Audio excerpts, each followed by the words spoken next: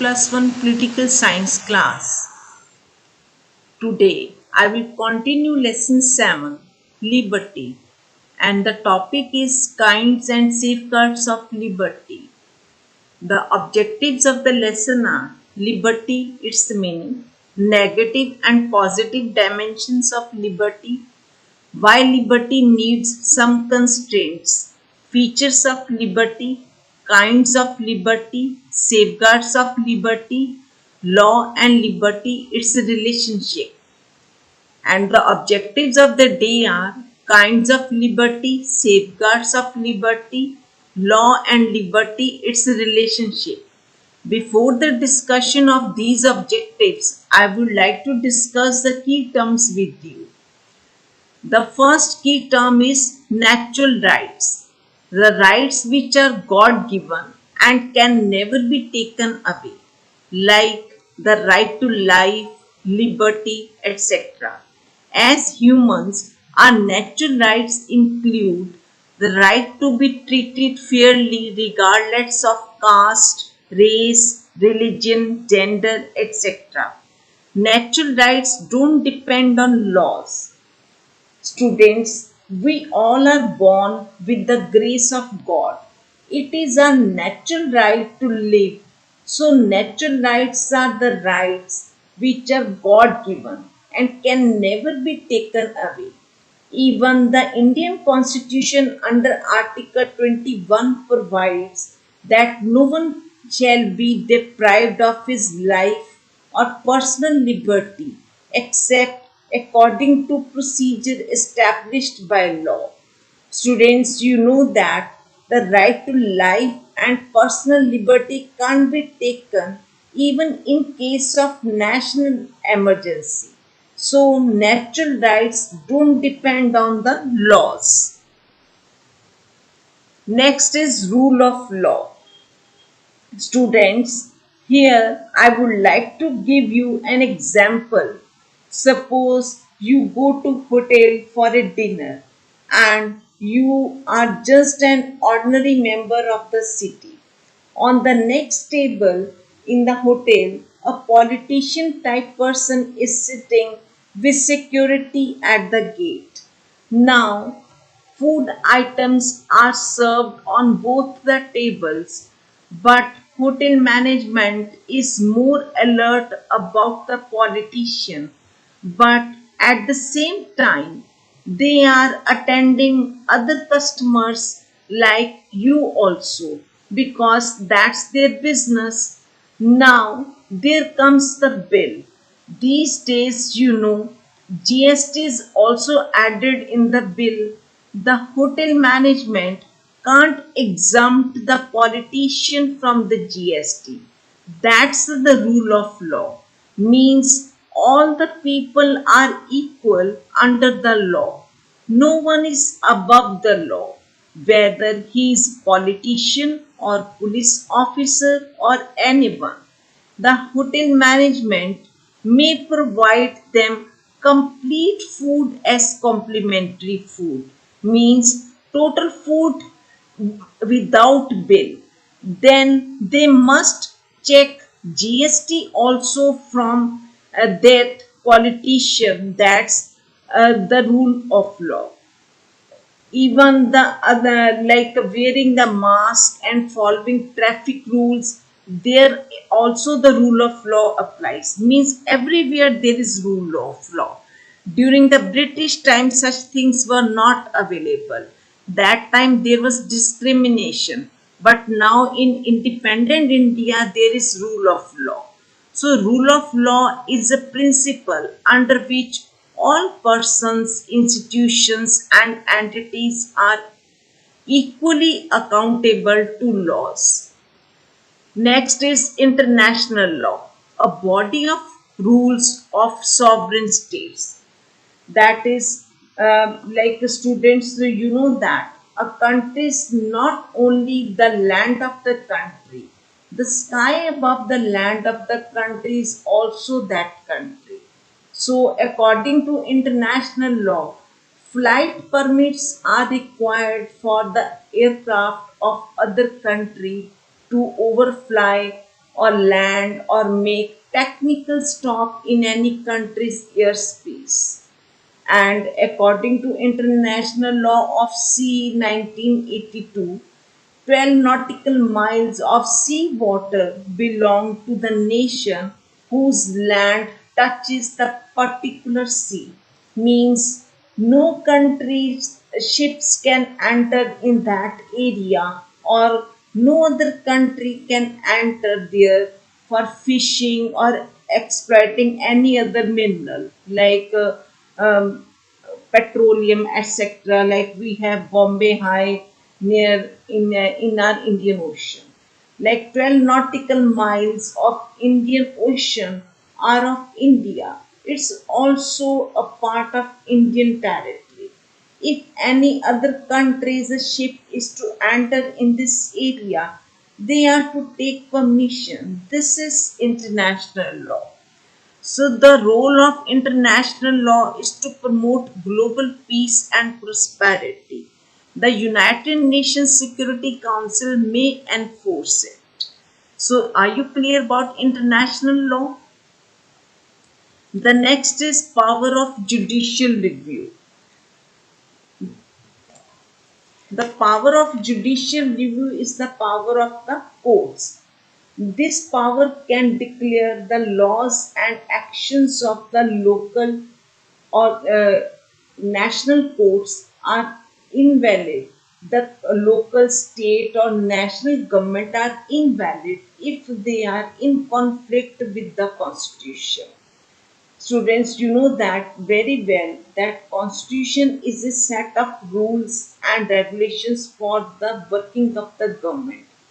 No government can make any law against the provisions of the Constitution, and if it does so, the power of lies with the hands of the judiciary to check the validity of the laws. That's the power of judicial review. The union laws can be checked by the Supreme Court, and the state laws can be checked by the concerned High Court. Suppose Punjab legislature passes any law which is unconstitutional, that will be checked by the Punjab and Haryana High Court. So, power of the courts of a country to examine the actions of the legislative, executive, and administrative organs of the government and to determine whether such actions are consistent with the constitution. That's a judicial review. For example, in 1973, when Union government passed a law making abortion illegal, it was checked by the Supreme Court. The Supreme Court ruled that state law prohibiting abortion was illegal as women's right to abortion fell within the right to privacy as protected by the Constitution under Article 21, that is, right to liberty. So, here, power of judicial review shows the independence of judiciary in India. Actions judged inconsistent are declared unconstitutional and therefore null and void. Now, I will discuss the topic that is kinds and safeguards of liberty. Liberty, I will discuss the meaning. The word liberty stands derived from the Latin word liber, which means free. In this sense, liberty means freedom from restraints and freedom to act as one likes. However, in a civil society, such a meaning of liberty is taken to be negative and harmful. Now, I will discuss the kinds of liberty. First is natural liberty. Natural liberty means the freedom which person or animal possesses in nature, specifically the state which humans are free to act as they think fit. Liberty to move, liberty to speak, liberty to do anything. Traditionally, the concept of natural liberty has been very popular. Natural liberty is taken to mean the enjoyment of unrestrained natural freedom. It is justified on the ground that since man is born free, he is to enjoy freedom as he wills. However, the concept of natural liberty is now considered to be an imaginary one. Unrestrained freedom can create anarchy. You know why it is considered imaginary one? Because we are living in civilized society. We have government, so it is imaginary one. It is only in an orderly society characterized by essential restraint based on laws and rules that real liberty can be possible. Natural liberty can lead to a living based on evil principle of might is right or the rule of muscle power. So it is not possible because we are living in civilized society. There are rules, laws framed by the government. Next is civil liberty. Students, civil liberty means liberty that we enjoyed as civilians, like freedom of press, freedom of religion, freedom of expression, freedom of assembly, without interference by the government, provided it's a peaceful. These liberties protect us from discrimination in the society. The liberty which each individual enjoys as a member of society is called civil liberty. It is equally available to all individuals. All enjoy equal freedom and rights in society. Civil liberty is not unrestrained liberty. It is enjoyed only under some restrictions, that is, laws and rules imposed by the state and society. Now, I will give you an example of lockdown. Lockdown doesn't mean taking away your liberty, it is just an action by the government for our health. If government locks down Saturday and Sunday in Punjab, these restrictions are imposed for a health purpose and this can be done by the government. This is civil liberty. Civil liberty is not unrestrained liberty. Restrictions can be imposed. So, civil liberty is the opposite of natural liberty. Whereas natural liberty denounces the presence of restraints of any kind, civil liberty accepts the presence of some rational restraints imposed by the state and society. Now, I will talk about the political liberty. Students, we all are living in India, that is largest democratic nation with multi-party system. We all have voting right who are above 18 years of age, and this is our political liberty. We can contest elections as party candidate after the age of 25 years. That's again our political liberty. We can even change the government by not voting the same ruling party next time. That's again our political liberty. So, good and adequate opportunities for using political rights by the people are defined as political liberty. When the people have the freedom of participation in the political process, it is held that they enjoy the political liberty. Political liberty involves the freedom to exercise the right to vote, right to contest elections, right to hold public office, right to criticize and oppose the policies of the government, right to form political parties, and the right to change the government through constitutional means. Means through constitutional means. Everything should be peaceful. then it is political liberty. Lasky observes. Lasky is a great political thinker. He observes political liberty means the power to be active in the affairs of the state. Such a liberty is possible only in a democracy. Democracy only allows a political liberty. Other types of government like dictatorship, communism, such things don't enjoy the political liberty. The real exercise of political rights by the people is a sure sign of the presence of political liberty and democracy.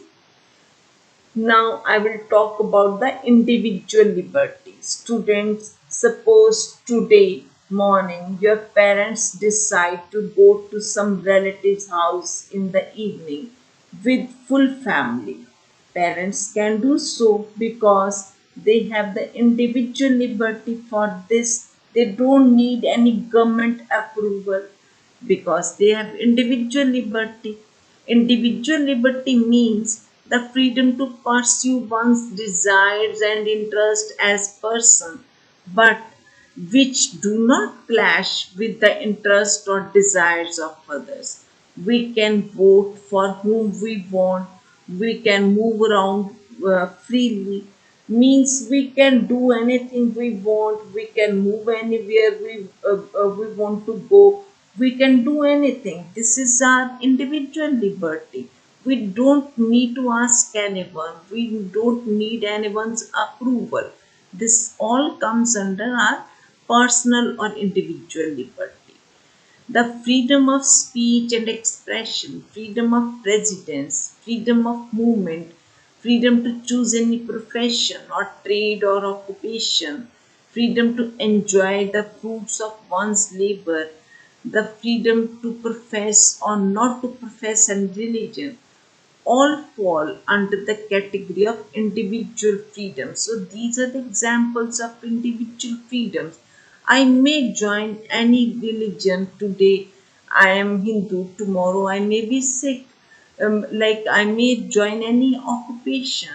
I have freedom. I may move anywhere in India or I may go abroad. I have all these individual freedoms. So these are the examples of individual freedoms.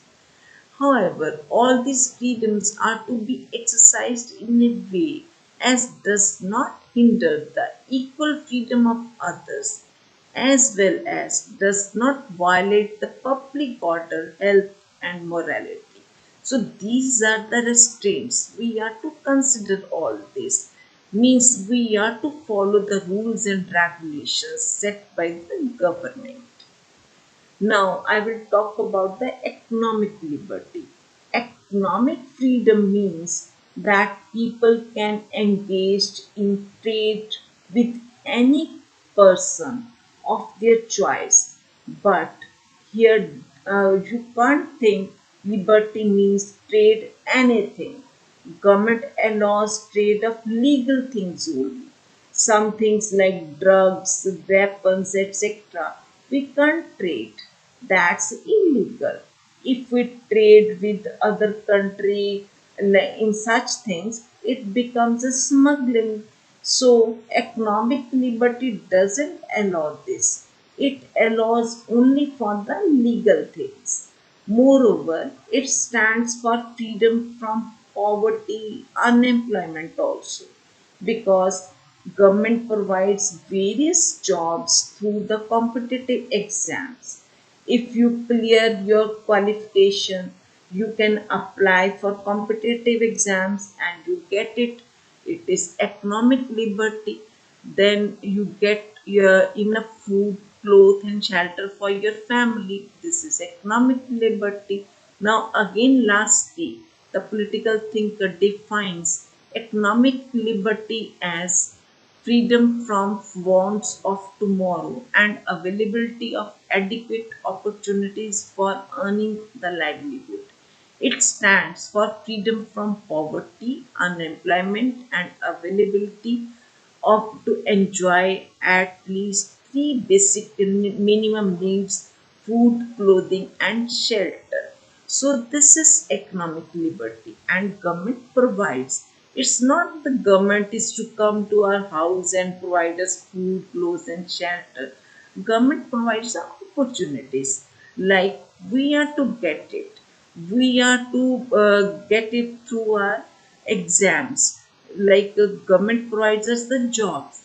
We are to avail it through our competitive exams. If we have ability to clear the exams, obviously we will get the seat and we will get the money after getting the job, and we will provide the food, clothes and shelter to our family. So this is the economic justification, economic providing. The government will provide us food, clothes and shelter. So this is the economic liberty. So, economic liberty can be enjoyed only when there is a freedom from hunger, starvation, and unemployment. So, government finishes unemployment through such things. Positively, it means the availability of the right to work and adequate opportunities for earning one's livelihood. Without fair economic liberty, political liberty becomes meaningless. Next is national liberty. National liberty means citizens belong to sovereign state and are free from oppressiveness imposed by the powerful nations, like India's condition before 15th August 1947 and now India's conditions, that we are living in a liberal nation and we are living in sovereign state. So we are sovereign, we have liberty to decide about internal and external matters. That's a national liberty. So national liberty is another name for independence of nation. It means complete freedom of people of each state to have a constitution of their own, like we are in national liberty. We India has its own constitution enforced on 26 January 1950 to freely organize their own government. Our government is our own. After every 5 years we have election to freely adopt their policies and programs, to pursue independence in relations with all countries of the world. Our government decides, our government is sovereign. External policies, government decides, and freedom from external control. So, all features we have. Next is religious liberty. Students, I hope you know it very well that religious liberty is our national objective. The term secularism was added in preamble to the Constitution by 42nd Amendment in 1976. Like today, I am Hindu, but I can easily go to Gurdwara and tomorrow I can change my religion. The government can't object over this. It will not affect my legal rights also. We belong to a secular state.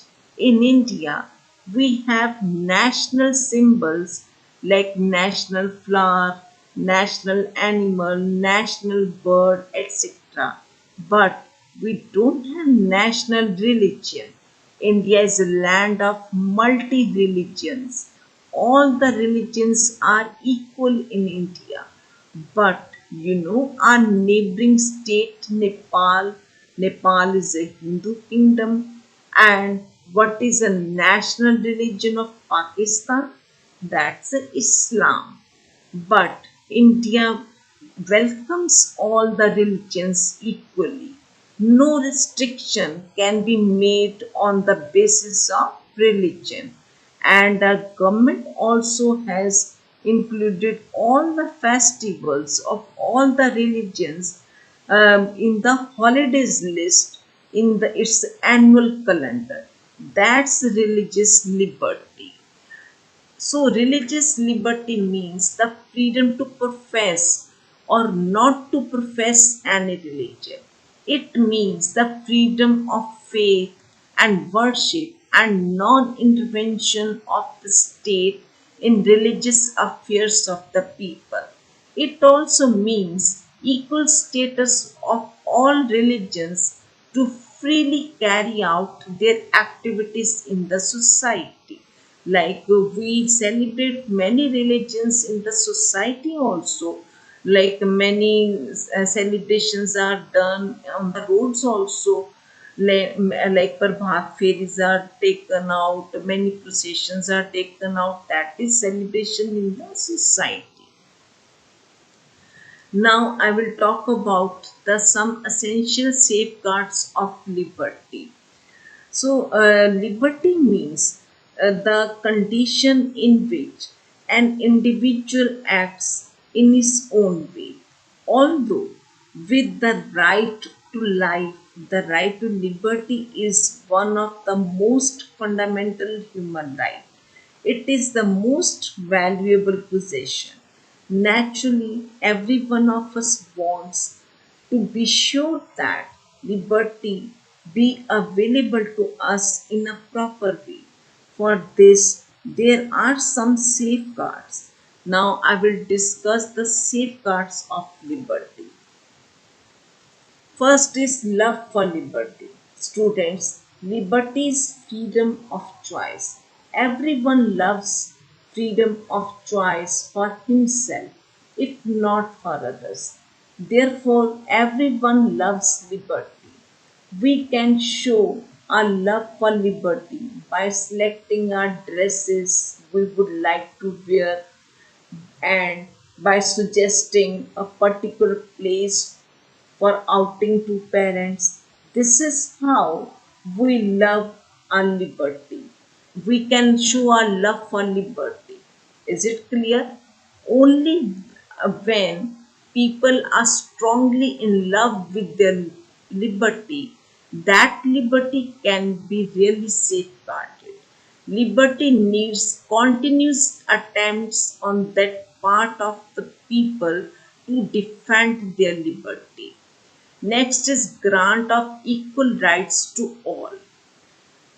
Article 14 of Indian Constitution also provides right to equality. Today, according to Indian Constitution, in all Indians are equal in the eyes of law. But at the social level, caste system was set up in India in Vedic age. Our society was divided into four castes, that is Brahmins, Kshatriyas, Vaishyas and Shudras.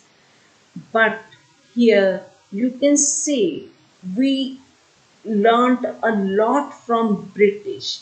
That is right to equality we learned from British. And we added this equality in the Indian Constitution. Today we all are equal in the society as well as according to Constitution. Only one exemption is added in this article, that special reservation can be made for the weaker sections of the society, and this is essential for their upliftment. For safeguarding liberty, it is essential that there should be no class of privileged persons in society. Liberty can exist only when equal rights are granted and granted to all the people without any discrimination. Grant of special privileges and rights to any class is always against the spirit of liberty. However, grant of some special privileges to be deprived of sections of society, that is protective discrimination, is deemed just and essential, and this is given in our Indian Constitution to the weaker sections of society, as I already told you, that is for scheduled caste, scheduled tribe, women and children are the weaker sections. Now, I will talk about the democratic system in China. The absence of the real liberty in China, North Korea, and Myanmar is enough to describe these politics as undemocratic, where the people don't enjoy liberty like India.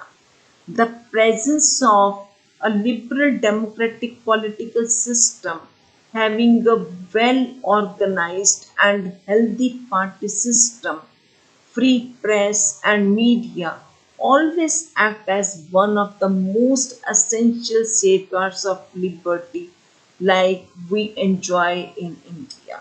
But in these countries, the people don't enjoy the freedom of press, so they don't have democratic system. So establishment of democratic system is an essential safeguard of liberty. Both liberty and democracy are supplementary to each other. We cannot conceive of a democracy without presence of civil, economic, political and individual liberty. Likewise, in the absence of the right to freedom, there can be no real democracy.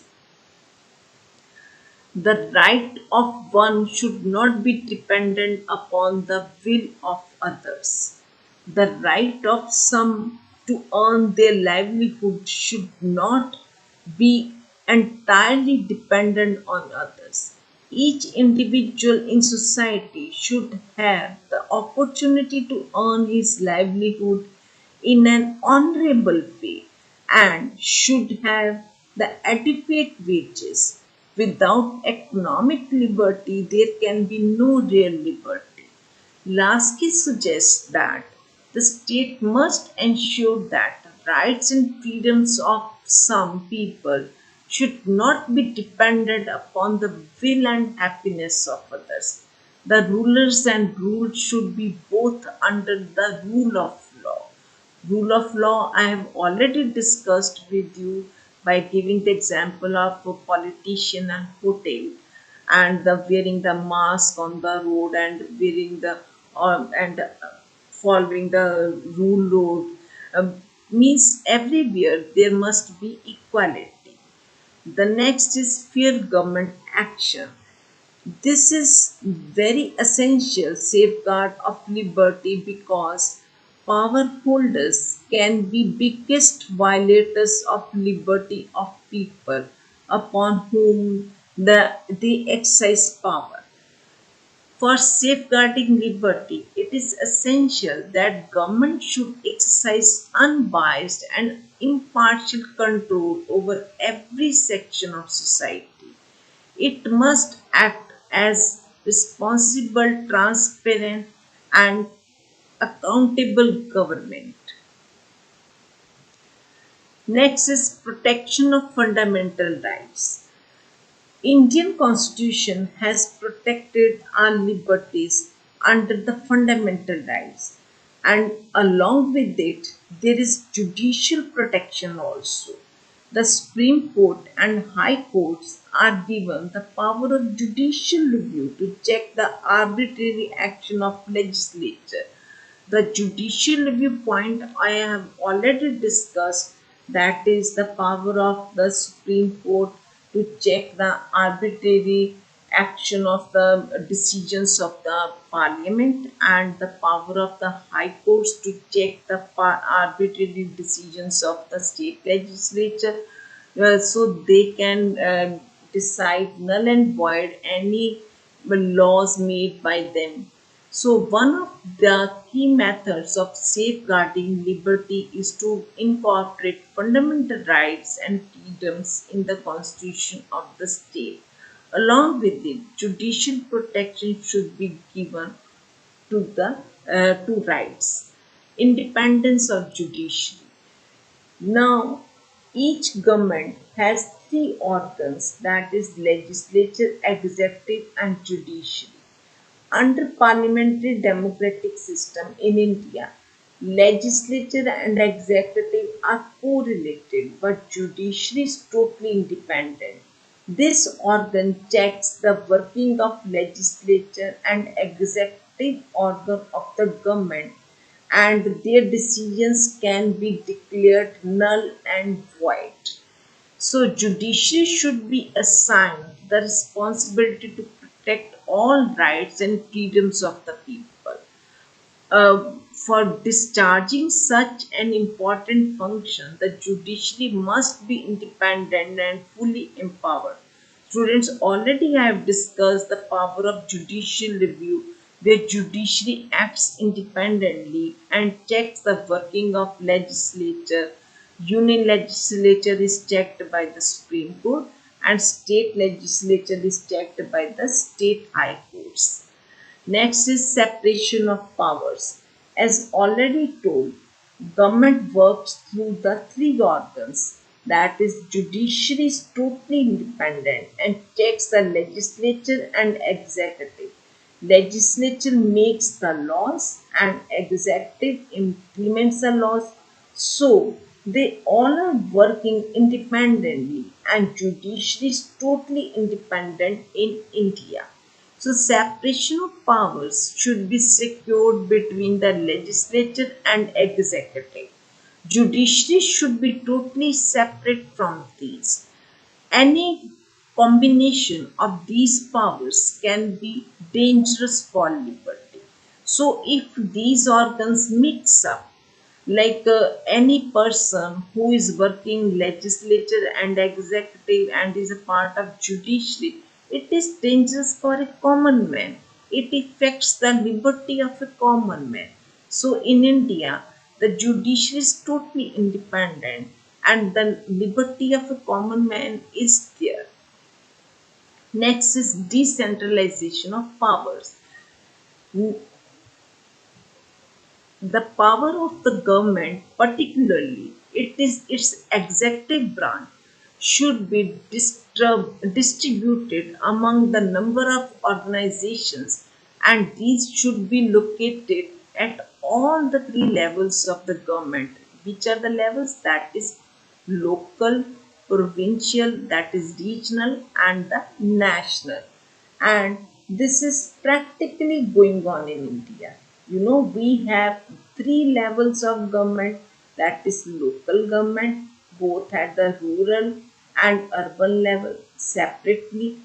At rural level, we have panchayats, and urban level, we have municipal corporations. Then we have state level, and then we have national level. This is the biggest proof of decentralization of powers in India. Otherwise, also, their works are divided in our constitution. There are a separate list for the union and state government. If union government looks after the railways and airways, then the state government looks after the bus transport. This is the decentralization of the powers. So you see, in India, the decentralization of powers is done through the list in the constitution. Now comes the economic equality. In India, the government provides adequate opportunities for livelihood, like after completing particular studies, anyone can sit in entrance test exams for a government job. If you qualify it, the job is yours.